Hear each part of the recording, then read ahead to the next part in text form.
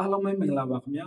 ကျွန်တော်ခုပြောပြသွားမှာတော့ဒီနေ့ညမနေ့ပြန်မနက်3နာရီမှာရှင်ပြိုင်ကစားမယ် EFL Cup Quarter Final ပွဲစဉ်တစ်ပွဲဖြစ်တဲ့ Cardiff City အသင်းနဲ့ကျွန်တော်တို့ရှေ့ရတဲ့ Chelsea အသင်းတို့ရဲ့ပွဲစဉ်အကြောင်းကိုနိုင်ငယ်ပြောပြပြီးတော့ဂိုးရလခန့်မှန်းပေးသွားမှာလည်းဖြစ်ပါတယ်ဒီပွဲစဉ်မှာတော့ Chelsea အသင်းအနေနဲ့အရေးကြီးတဲ့ပွဲစဉ်လားလို့ပြောရင်အရေးကြီးတယ်လို့လည်းပြောလို့ရတယ်လို့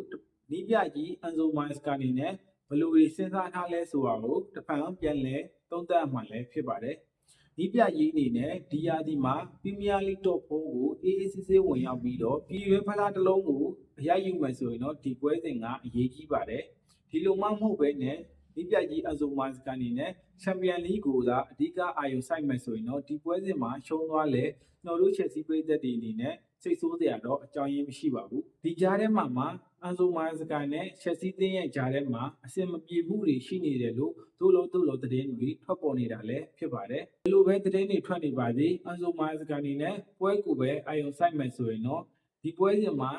လူစည်ရင်းတွေရှန်လက်မှုတွေအနာပေးမှုတွေအများကြီးလှုပ်ဆောင်သွားလို့ရပါတယ်။ကျွန်တော်အနေနဲ့ဇာတ်သမားတွေကိုအနာပေးရမယ်ဆိုရင်တော့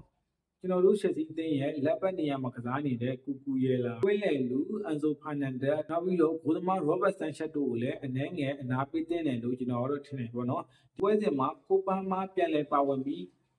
ဂိုးတွေထပ်မံသွင်းယူနိုင်မယ်ဆိုရင်တော့ယုံကြည်မှုတွေမြင့်တက်စေမှာအမှန်ပဲမဲ့လေ